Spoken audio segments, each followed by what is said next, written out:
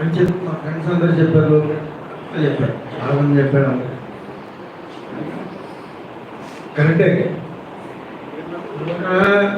అలాగే మీతో ఒక విషయం మెన్షన్ చేశాను నేను ఓపెన్ కోర్టులోనే. మీలాంటి వాళ్ళు అకాడమీకి వెళ్తే బాగుండేదేమో అని.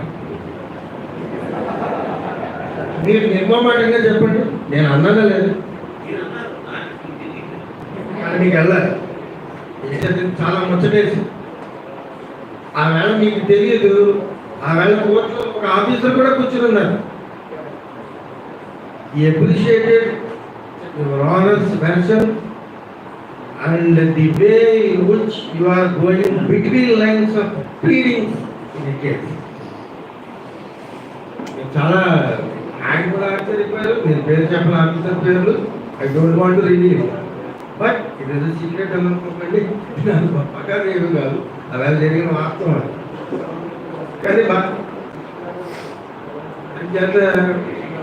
ఆ క్వాలిటీ రావాలి ఆఫీసర్స్ అంటారు. కట్ట చదవకుండా మీరు ఎప్పుడైతే రికార్డ్ చదువుకుని వచ్చేసారో it is very easy officer to tackle the case. That is the best quality of the Naresh గారు. ఇదంతా మీకు సంపూర్ణమైన బలం భగవంతుడు ఇచ్చిన కారణం ఎవరైనా నచ్చింది.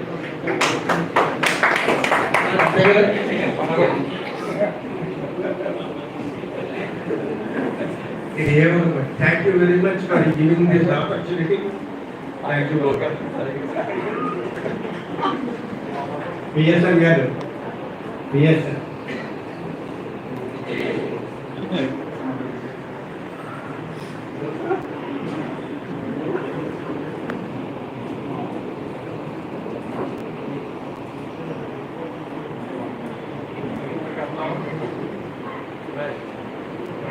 ఈ సభకు అధ్యక్షత వహించిన సాయి గారికి, విష్ణు రెడ్డి గారికి, ఇతర న్యాయమూర్తులకు, న్యాయవాదులకు, న్యాయవాద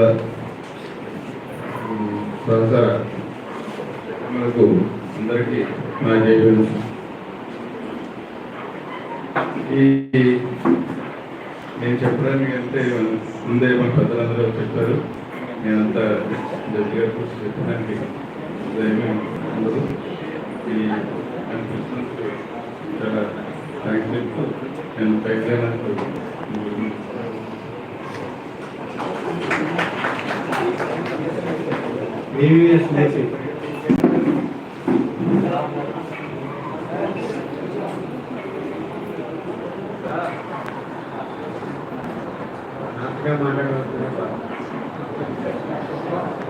తక్కువగా మాట్లాడు.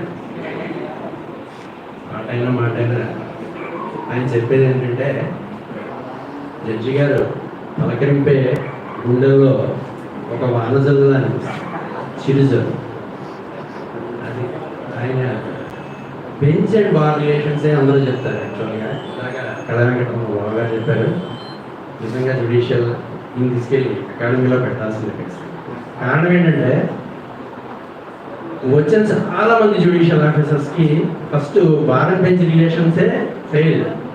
అక్కడే అందరూ ఫెయిల్ అయిపోతుంది, ఎక్కువ బార్ అండ్ బెంచ్ రిలేషన్స్.